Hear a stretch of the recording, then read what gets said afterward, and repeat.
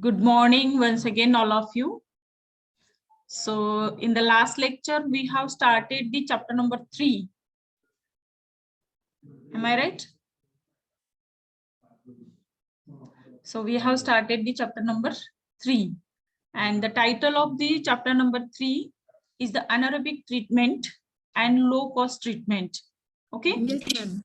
Yes, ma'am. Yeah. So we have discussed about the syllabus. This chapter is divided into 2 parts. First part is the anaerobic treatment. To what we are going to think about the anaerobic treatment. Kokrai sir. To what we are going to think about the anaerobic treatment, which is solid waste which is generated from the primary clarifier and secondary clarifier. Okay. So to that, or the solid waste which is generated from the wastewater treatment plant, for that we are not supposed to dispose that solid waste directly. So for that we need to provide the treatment. So what is that treatment? That treatment usually called as the sludge treatment. So that part is included under the first half of the chapter number 3, that is anaerobic treatment. And the second half of the chapter, we are talking about the low cost treatment, means where there are the funds are not sufficiently available, means small villages, small towns, where the requirement of treatment is there, but sufficient funds are not available. In that case, you can proceed with the low cost treatment methods. So what are such methods that we are going to discuss under low cost treatment? That is the second half of this chapter. So anaerobic treatment, about the fundamentals of anaerobic treatment, we have discussed the 4-stage model, and that is nothing but it is hydrolysis, fermentation or acidogenesis, acetogenesis and methanogenesis. These are the 4 stages involved in a anaerobic treatment, and this model is called as the 4-stage model. So in detail, it is explained in this figure. You can see here the complex organic matter converts into carbohydrates, proteins, lipids, and that stage is known as the hydrolysis. Okay. Then for this hydrolysis stage, the bacteria which work for the conversion of complex organic matter into simple organic matters, that bacteria are known as the facultative anaerobic bacteria. Okay. Then from carbohydrates, proteins and lipids, further it is going to be converted into monosaccharides, amino acids and LCFA.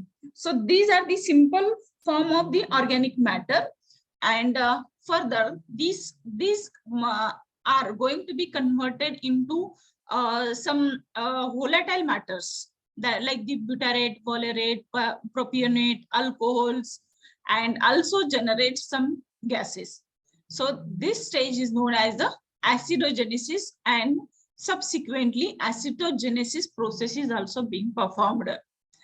And the last stage in this 4-stage model is the methanogenesis, which is very important and sensitive step, where sensitive, why we are calling this step is a sensitive, because it depends upon the temperature and pH.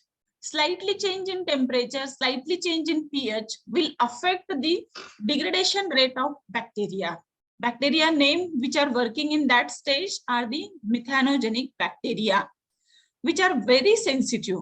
A small amount of oxygen or small amount of change in temperature and pH will kill that bacteria. And once starts killing the bacteria, it will convert into, again it will go to the fermentation process, which is not expected at this stage. And because of fermentation, it starts giving odor, foul smell, and entire system gets damaged, disturbed. For resetting the same system, it will take around 20 to 35 days. So this stage should not be get disturbed in anyhow condition to remain that particular anaerobic system in a working condition.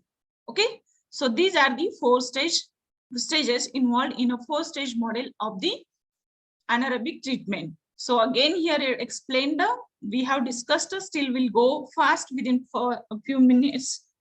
Hydrolysis, as I said, particulate material is converted to soluble compounds that can then be hydrolyzed further to simple monomers, or simply I can say complex organic matter converts into simple form. Okay, and then acidogenesis, what happens?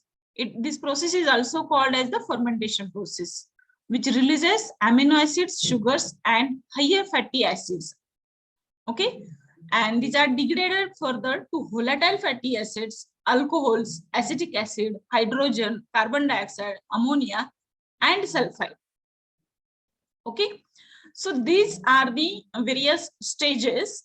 Then the third stage is the acetogenesis.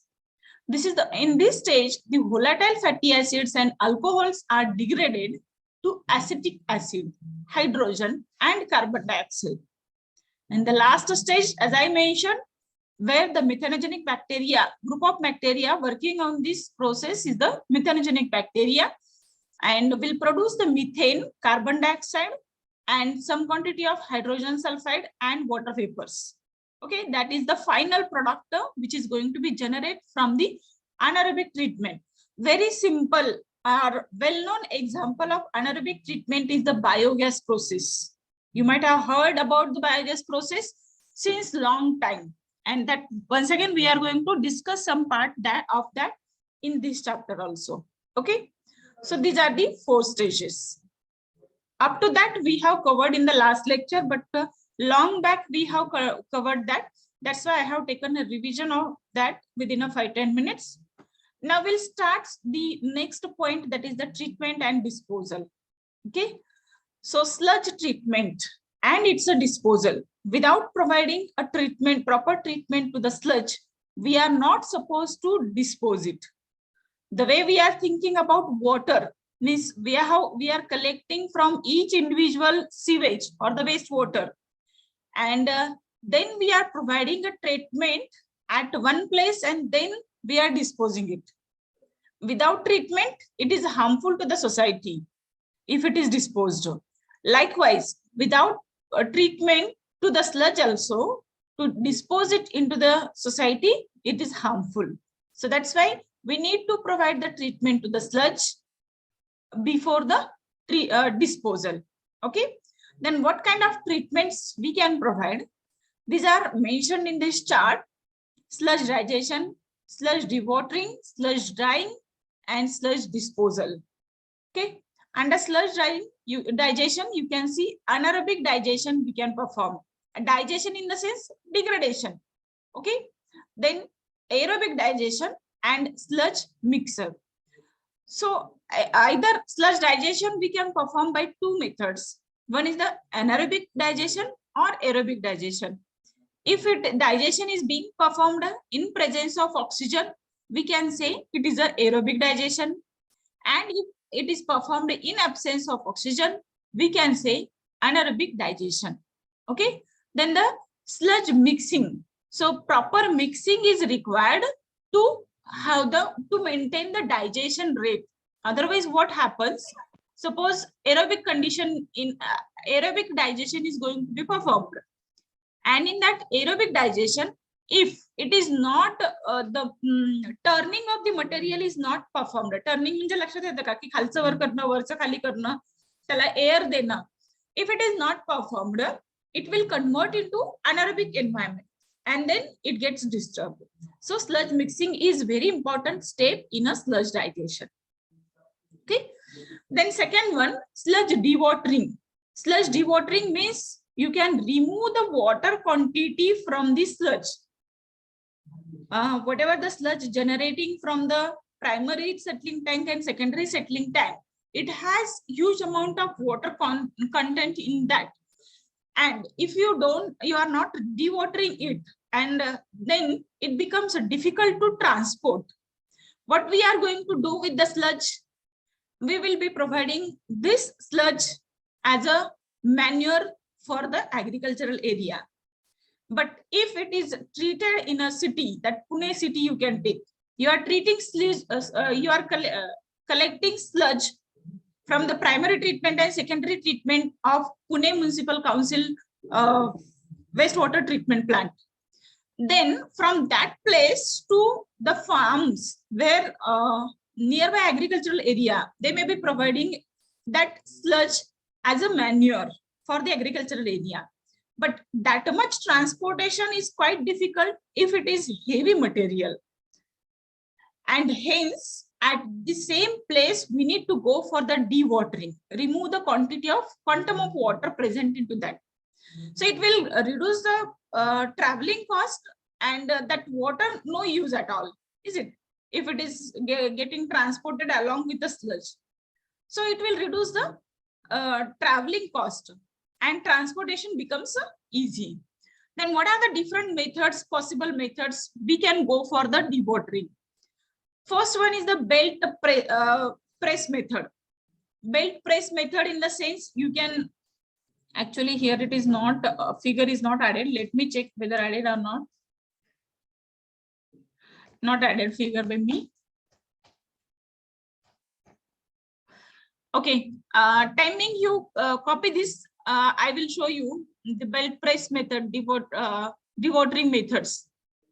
Okay, filter press, belt press, and centrifuges. So copy this treatment and disposal chart. I will show you that also.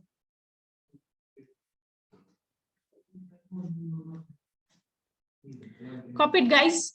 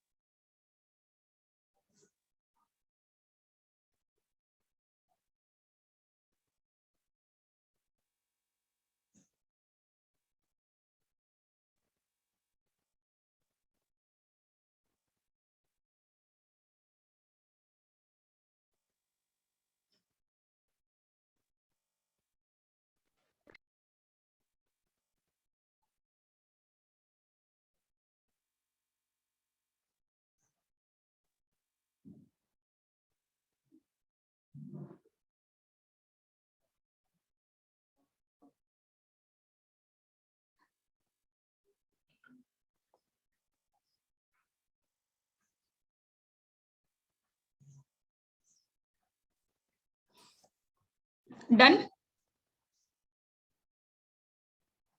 Yes, ma'am. Okay.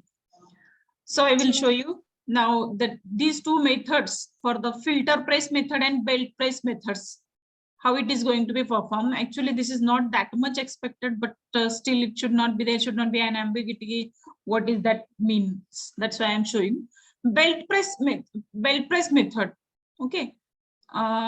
Here, let us see. So this way sludge will be allowed to enter press from this side. The from back side you can see here figure, and that belt will be so हा जो दिसतोय तो खालीपर्यंत belt आहे, मागेपर्यंत लांब belt आहे की त्याच्यावरती वरून असं पडतं sludge. So slowly pipeline will keep on dropping the sludge, and when it is moving this direction, so automatically new sludge keep on coming. And when it is coming to this portion, at that time it is pressing. So many such rollers will be available on this belt. Here you can see this is a belt, or this side also you can keep on watching. So many such rollers are arranged, and from that finally a solid particle is free from water will be separated it out like this way. Okay, so it is a dewatered one, and the water will be allowed to flow in a downward direction, and that's why it usually in an inclined position. Means you can see like this. I will try to show with this. So this way the belt will work. Okay.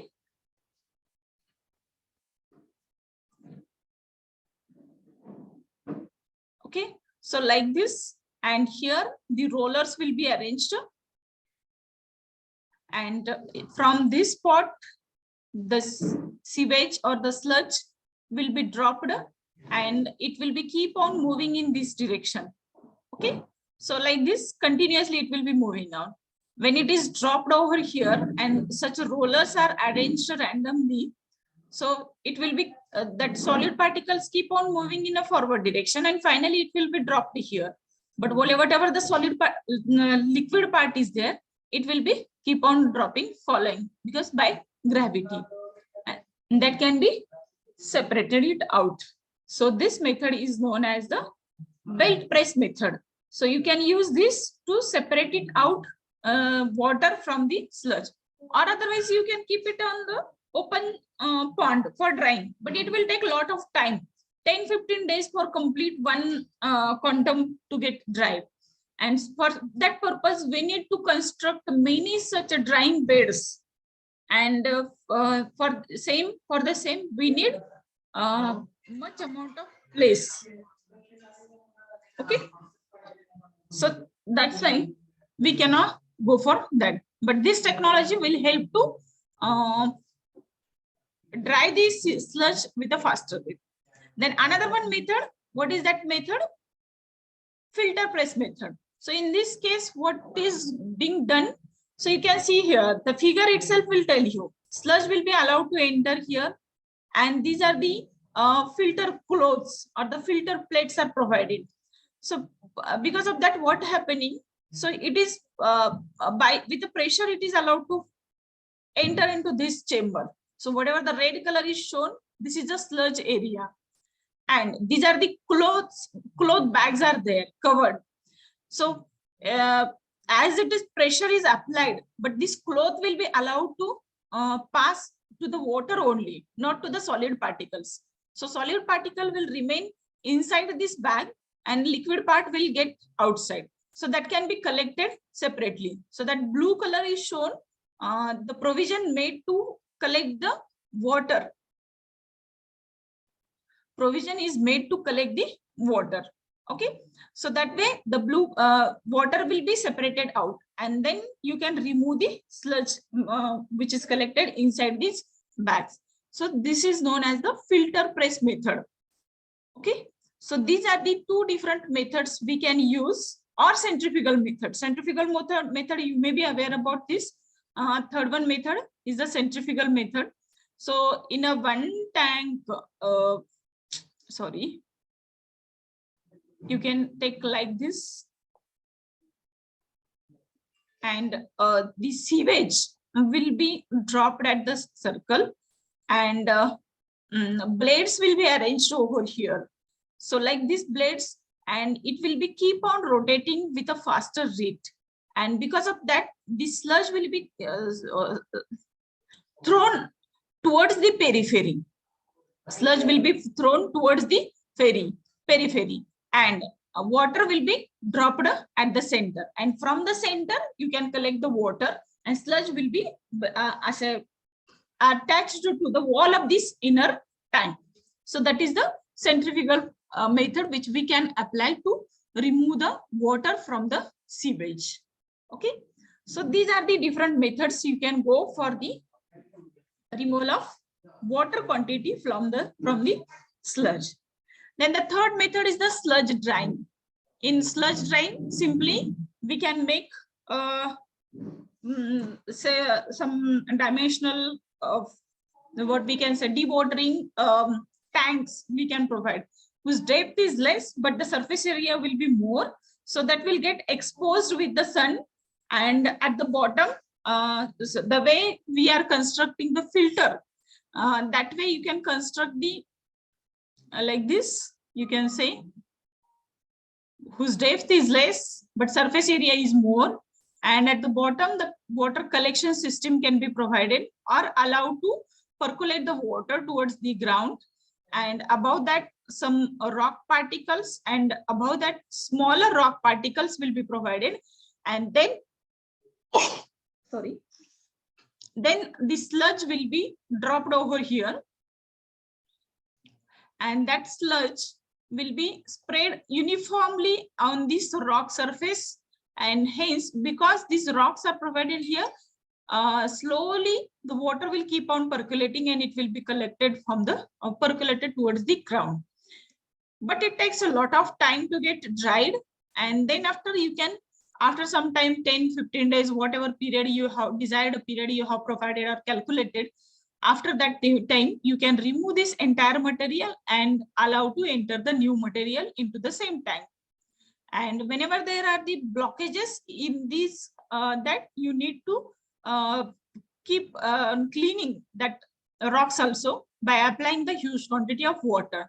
Only that is the drawback, but it is very low cost treatment, and it also takes a lot of time. That's why it is not accepted at the metro cities. But where there are the small cities, it can be applied, because in a small cities sufficient space are available easily.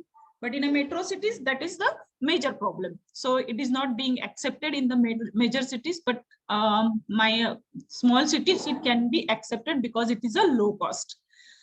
Then the sludge disposal. So after these stages, either you can go all these methods together, or some of the methods you can use as per requirement, you can change. Okay, but the final stage will be the sludge disposal. In that, incinerator, landfilling, and land applications. These are the three ways we can go for the disposal of sludge.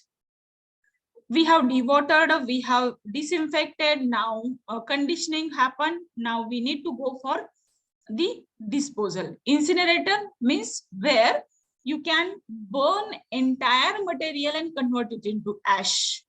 Very high temperature is there, and there will be a burning, and it will take raise the temperature around 1200 degrees Celsius and will convert into ash. 100% volume reduction, sorry, around 90% volume reduction will be performed in the incinerators. So where there is no space for the transportation and for the storage, in that case, incinerator can be used, but it is a very costlier method. Then land filling. If sufficient land is available, in that you can dump into the excavated area and cover up with the soil. Incineration, landfilling, both the technologies we are going to study in detail in a chapter number 5, solid waste management. So just I am giving a background over here. Incinerator is nothing but the burning of material at a high temperature in presence of oxygen, and landfilling to dump the sludge or the whatever the waste in the excavated area and cover up with the soil and keep it aside. Okay, Then land application, as I said, it can be used as a manure for the agricultural area. So these are the various methods you can use for the treatment and disposal of sludge. Okay. So I hope you understood this part. And these methods also I have shown to you. Now, what is the main objective I want to tell you about these sludge treatments? In that, first one is the reduction of volume. Okay, if the quantum of water is present, unnecessarily it is going to be increase the volume of sludge, and unnecessarily it is going to be increase the cost of transportation. So the first and foremost objective is to reduce the volume of sludge. Then stabilization. Okay, it is contaminated, that sewage is coming from the sludge is coming from the sewage treatment plant, where we are allowing to have the growth of microorganisms. So it needs to be get stabilized, otherwise it will create the septic problems and converts into it will affect on the society. Then the destruction of pathogenic organisms. So killing of bacteria must be done. Okay, by application of chlorine and all this, you can go for the destruction of pathogenic organisms.